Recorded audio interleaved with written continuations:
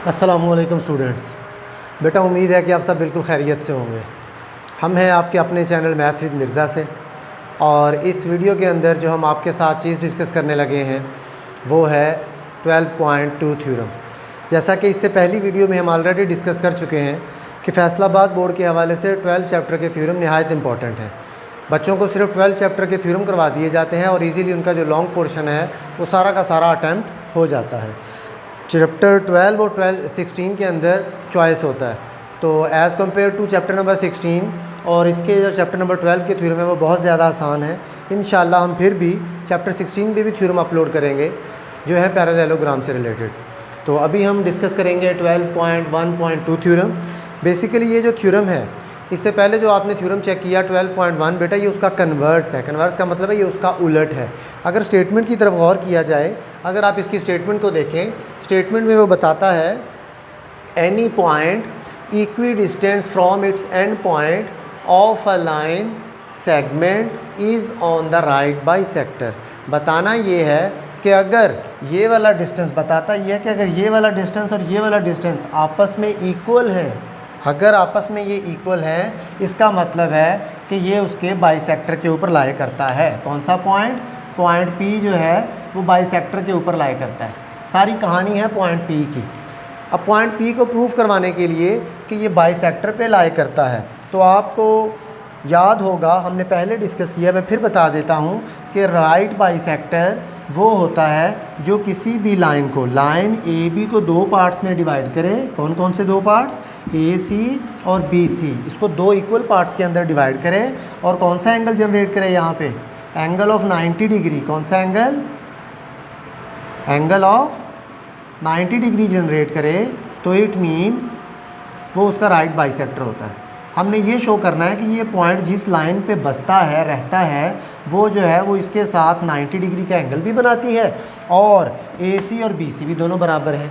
याद रहे कि पॉइंट P को बताना है कि पॉइंट P जिस लाइन पे अवेलेबल है उसका डिस्टेंस कितना है, सॉरी उसका एंगल है 90 डिग्री, एंड लास्ट में हमें शो करना है AC is equals to BC। ये दो चीज़ें इसके अंदर अंडर डिस्कशन रहेंगी।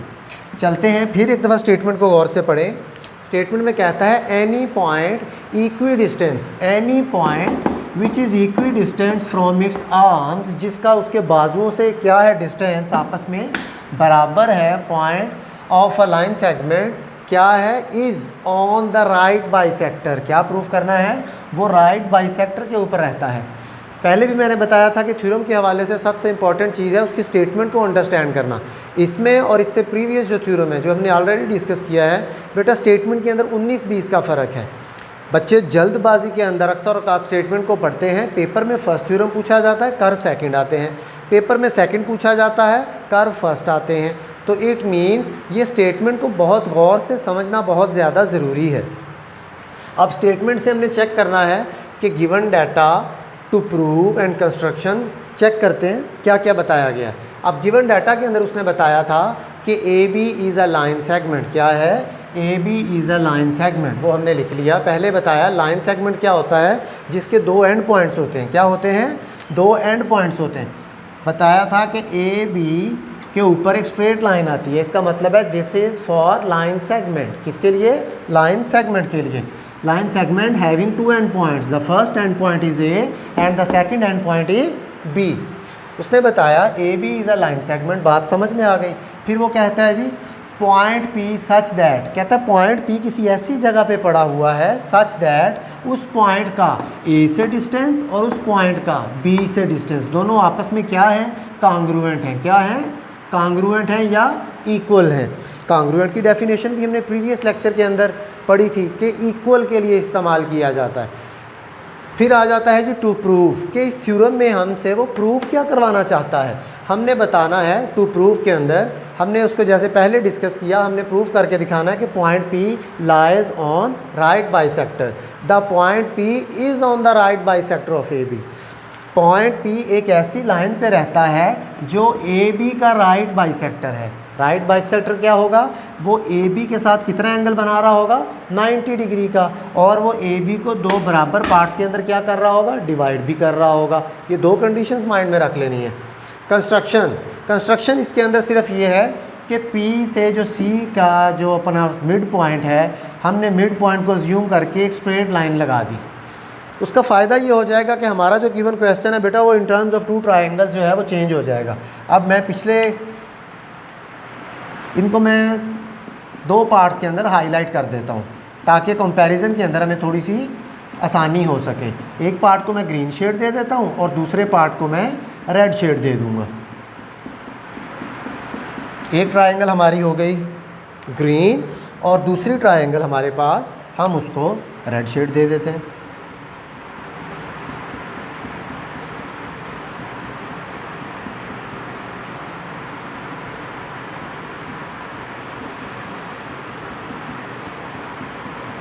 इनका आपस में हम करवाने लगे हैं बेटा क्या चीज़, कंपैरिजन। जी, इसका मतलब है कंस्ट्रक्शन की वजह से हमारे पास क्या हो गया, दो ट्रायंगल्स जनरेट हो गई। अब इन ट्रायंगल को करते हैं कंपैरिजन। आगे आ जाता होता है portion statements and reason. Statement बताएंगे और उसके साथ उसकी रीज़न बताएंगे कि किस कानून और कायदे के तहत हमने इसको हक और सच माना। देखते हैं। अब देखा आपने उसके अंदर फिगर के अंदर कि we have two triangles under discussion. The first triangle is ACP, first triangle is ACP जिसका कलर ग्रीन है, and the second triangle is BCP। कौन सी ट्रायंगल, BC और P। ये एक हमने इसको रेड शेड दे दिया। अब दो ट्रायंगल्स का कंपैरिजन, मुकाबला, इसको मैंने पहले भी बताया आपको कि बेटा ये इसको बोला जाता है मुताबकत, करस्पॉन्डेंस। कंपैरिजन करवाने के लिए इसको यूज़ करने लगे हैं। अब द फर्स्ट थिंग इज़, इसके अंदर जो स्टेटमेंट लिखी है PA is congruent to PB। क्या है, PA is congruent to PB। ये हमें किस चीज़ ने बताई थी, ये हमें बताया था गिवन डाटा के अंदर कि any point is equi distance from the end points. इसका मतलब ये है, ये स्टेटमेंट आपको कहाँ से पता चली, उसकी रीज़न बता दी कि भाई ये हमें पता चली थी गिवन डाटा से। उसके आगे बता दिया कि गिवन। फिर दूसरा हमने पोर्शन पढ़ा PC is congruent to PC, PC point is congruent to PC।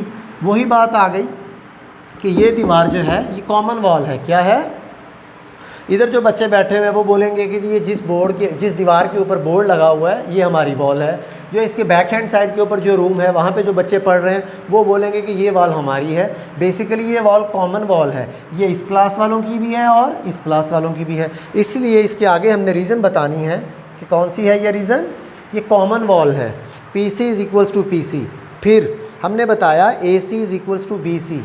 अब AC और BC किस सिलसिले में वजूद में आया था, ये तो हमने जो कंस्ट्रक्शन बनाई थी, कंस्ट्रक्शन में हमने एक 90 का एंगल ड्रा करते हुए सेंटर पॉइंट पे इसको ऐसे मिलाया और हमें पता चल गया कि ये जो पॉइंट है ये मिड में लाई करता है। इसका मतलब ये है कि ये हमारी कंस्ट्रक्शन की वजह से वजूद में आई। किस वजह से, कंस्ट्रक्शन की वजह से। 3 रीज़न्स बता दिए। मैंने पहले बताया आपको बेटा कि किसी भी एक ट्रायंगल को दूसरी के इक्वल प्रूव करवाने के लिए हमें एटलीस्ट 3 रीज़न्स की ज़रूरत होती है। हमने 3 रीज़न्स बता दी। किस किस की लेके चले थे, ACP को और BCP को। उनका कंपैरिजन करवाया, 3 सॉलिड रीज़न्स बता दिए। जब 3 सॉलिड रीज़न बता दिए जिनका कंपैरिजन करवा रहे थे, हमने उनके बारे में लिख देना है। इसका मतलब है आफ्टर कंपैरिजन हमें पता चला कि ACP और ट्रायंगल BCP, ACP और BCP आपस में क्या हो गई हैं, कांग्रुएंट हो गई हैं, आपस में इक्वल हैं। हमने ये अज्यूम कर लिया। कांग्रुएंट का मतलब each and everything of this triangle is equals to each and everything of this triangle. Means इसके तमाम एंगल्स और तमाम के तमाम साइड्स इक्वल होंगे रेड वाली ट्रायंगल के तमाम साइड्स के और एंगल्स के। इसका मतलब है ये दोनों क्या हैं, कांग्रुएंट हैं। ये भी पॉइंट क्लियर हो गया। और इसके आगे मैंने 3 S लिखे हुए हैं। ये पास्चुलेट है। क्या है, पास्चुलेट है। ये किस कानून और कायदे के तहत, मफरूज़ा जिसको हम बोलते हैं, ये किस रीज़न के तहत हमने इसको लिखा था। तो वो बताया कि कितनी साइड्स इस्तेमाल हो रही हैं। ये तीनों क्या हैं, ये साइड 1 है, ये साइड 2 है, ये हमारे पास साइड नंबर 3 है। तो इसका मतलब है किस कानून और कायदे के तहत इनको इक्वल प्रूफ करवाया, वो था 3 sides of first triangle are congruent to 3 sides of second triangle। अब ये तो हमने बात प्रूफ कर दी कि this green triangle is congruent to the red triangle. अब आगे चलते हैं। हमने कहा कि ACP is congruent to BCP। अब ज़रा गौर कीजिएगा, अपने फिगर पे आएँ। ACP is congruent to BCP। बताने का मतलब ये है कि ये जो मैं दोबारा इसको ब्लैक कर रहा हूँ, इस शेड को, इसके अंदर दो एंगल्स हैं हमारे पास। जो हमने कंस्ट्रक्शन बनाई थी, उस कंस्ट्रक्शन की वजह से हमारे पास यहाँ पे दो एंगल्स बने C के ऊपर, एक ये वाला एंगल और एक ये वाला एंगल। हमने कहा कि ये दोनों आपस में कॉन्ग्रुएंट हैं। किस कानून और कायदे के तहत? थोड़ी देर पहले हम प्रूफ करने में कामयाब हुए कि each and everything of first triangle ACP is equals to the each and everything of second triangle. इसका मतलब है इसकी तमाम साइड्स और इसके एंगल्स बराबर हैं, इसकी साइड्स और एंगल के। तो इसका मतलब है ये दोनों भी तो आपस में इक्वल ही होंगे। कौन कौन सा वाला? ये ग्रीन शेड वाला इक्वल होगा किसके? रेड शेड वाले के। हमारे पास्टुलेट के तहत जो हमने ऑलरेडी प्रूफ कर दिया। ठीक है, हमने लिखा कि ACP angle is congruent to BCP। इसको हमने इक्वेशन 1 बोल दिया। इसके आगे रीजंस क्या नज़र आएगा? Corresponding angles of congruent triangle. हमने कहा कि ये भी एक कॉन्ग्रुएंट ट्रायंगल का एक एंगल है। क्या है? जब पूरी ट्रायंगल एक दूसरे के इक्वल है तो उनके एंगल भी तो इक्वल होंगे। इसका मतलब ये है। अब फिर हमें ये भी पता है कि कोई सी भी अगर स्ट्रेट लाइन हो, कोई सी भी अगर बेटा हमारे पास स्ट्रेट लाइन हो, उसके ऊपर बनने वाला जो एंगल है, सपोज़ एट पॉइंट C के ऊपर, ये किसके इक्वल होता है? ये 180 डिग्री के इक्वल होता है। ऐसे ही है। अब ज़रा गौरतलब बात है कि जब अगर आपको ये पता चल गया कि angle on a straight line is 180 degree, इसका मतलब है AB is a straight line. क्या है? AB is a straight line. इसके ऊपर बनने वाला एंगल कितना होगा? 180 डिग्री होगा ना? बिल्कुल 180 डिग्री होगा। हमने कहा बट हमने पढ़ रखा है कि ACP प्लस BCP दोनों स्ट्रेट लाइन पे हैं। ACP और BCP दोनों स्ट्रेट लाइन पे हैं। इन दोनों का सम कितना होना चाहिए? इन दोनों का सम होना चाहिए 180 डिग्री। 180 डिग्री, जी बिल्कुल लिख भी दिया, बिल्कुल होना चाहिए। फिर हमने थोड़ी देर बाद बताया अगर ये 180 डिग्री हैं तो इसका मतलब है इसका एंगल कितना आ गया? 90 डिग्री। इसका एंगल कितना आ गया? 90 डिग्री, क्योंकि सेंटर में आके गिर रहा है ना। जब सेंटर में गिरेगा, आप 180 को बेटा 2 से डिवाइड करेंगे, 180 divided by 2, this will becomes angle of 90 degree. फिर इसका मतलब ये है कि ACP कॉन्ग्रुएंट है BCP के, दोनों बराबर भी हैं और दोनों एक कितना एंगल है? 90 भी है। एक और रीज़न पता लग गया आपको। उसके बाद आपने लिखा फ्रॉम इक्वेशन, कहाँ से पता चला? फ्रॉम इक्वेशन 1 और 2, ये जो ग्रीन शेड किया हुआ है। आगे आइए, इससे आपके पास एक रिज़ल्ट आ गया। रिज़ल्ट ये आ गया ये 180 डिग्री वाले मामले से कि भाई साहब कि ये जो आपके पास स्ट्रेट लाइन है जो ऊपर से डाउनवर्ड आ रही है और जिसके ऊपर गिर रही है वो कौन सी है? AB। ये दोनों का रिलेशन क्या है? दोनों एक दूसरे के साथ परपेंडिकुलर हैं। क्या हैं? परपेंडिकुलर हैं। परपेंडिकुलर का मतलब है this is your AB line और ऊपर से जो P वाली लाइन आ रही है वो इसको ऐसे कट कर रही है कि उसको दो प्रॉपर हिस्सों में डिवाइड भी कर रही है। और ये वाला एंगल जो है ये कौन सा है? 90 डिग्री। ये वाला एंगल कौन सा है? ये वाला भी कौन सा है? 90 डिग्री। वो इस सिलसिले से हमें पता चला कि ACP एंड BCP दोनों आपस में क्या हैं? 90 डिग्री हैं। रीज़न हमने बता दी, शेड जो किया हुआ है ग्रीन से 1 और 2 से पता चला। फिर हमने रिज़ल्ट बता दिया कि PC और AB दोनों परपेंडिकुलर हैं, जो भी मैंने अभी आपको बताया। दोनों आपस में क्या हैं? एक दूसरे के परपेंडिकुलर हैं। अगर ये परपेंडिकुलर हैं तो अंडरस्टूड बात है कि ये उसके सेंटर में आके गिरेगा। कहाँ पे आके गिरेगा? सेंटर में आके गिरेगा। उसकी वजह मैं बताता हूँ कि अगर ये उसके सेंटर में आके नहीं गिरता तो फिर इस लाइन को कैसे ट्रैवल करके आना चाहिए था? Like this. Imaginary line draw कर रहा हूँ। अब ये सेंटर में आपको नज़र आ रहा है कि सेंटर में आके नहीं गिरा, तो नज़र भी आ रहा है कि ये जो है ये कौन सा एंगल है? ये और एंगल है। ये बड़ा छोटा एंगल है और ये वाला बड़ा एंगल है। अंडरस्टूड बात है। जब सेंटर में आके गिरेगा दो इक्वल एंगल होंगे तो डिस्टेंस भी क्या होगा? इक्वल होगा। वो हमने बताया कि CA is congruent to CB। दो चीज़ों का पता चल गया। एक तो ये पता चला कि इसका एंगल और इसका एंगल कितना है बेटा? दोनों का एंगल 90 डिग्री है। दूसरी चीज़ आपको ये पता चली कि CA और BC आपस में क्या है? CA कॉन्ग्रुएंट है BC के, CA और BC आपस में क्या है, कांग्रुएंट है। यही दो थ्योरम के स्टार्ट में मैंने आपको बताया था कि राइट बाइसेक्टर की यही दो कंडीशन है। एक तो एंगल कितना होना चाहिए, 90 डिग्री का। दूसरी कंडीशन क्या है कि CA और BC ये और ये डिस्टेंस आपस में क्या होना चाहिए, सेम होना चाहिए। अगर ये दोनों कंडीशन सेटिस्फाई हो जाएं तो हम कह देते हैं कि ये जो भाई साहब ऊपर से जो लाइन स्ट्रेट नीचे आ रहा है ये क्या है, बाइसेक्टर है। क्या है, राइट बाइसेक्टर है। 90 का एंगल भी बना रहा है और मिड से भी गुजर रहा है। अगर ये राइट बाइसेक्टर है तो P किस पे रहता है, बेटा P भी तो इसी लाइन पे रहता है। ज़रा गौर करें, ये P पड़ा हुआ है, यही हमने प्रूव करना था। तो यहाँ पे PC is a right bisector, इसका मतलब है PC right bisector of AB बन गया। अगर PC राइट बाइसेक्टर है, फिर लास्ट पे हमने लिख दिया एंड, हमें और पता चला कि P lies on the right bisector of AB, और यही हमने प्रूव करना था कि P जो है वो राइट बाइसेक्टर के ऊपर लाई करता है।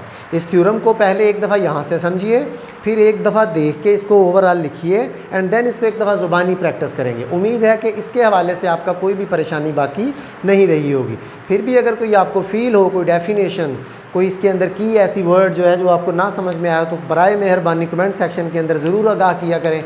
हमारे चैनल को लाइक कीजिए, सब्सक्राइब कीजिए, अपने दोस्तों के साथ शेयर कीजिए और बताइए कि आप हमसे कौन सा चैप्टर पढ़ना चाहते हैं। इंशाल्लाह बहुत जल्द हम आपके लिए उसके ऊपर वीडियोज़ बना के भेजेंगे।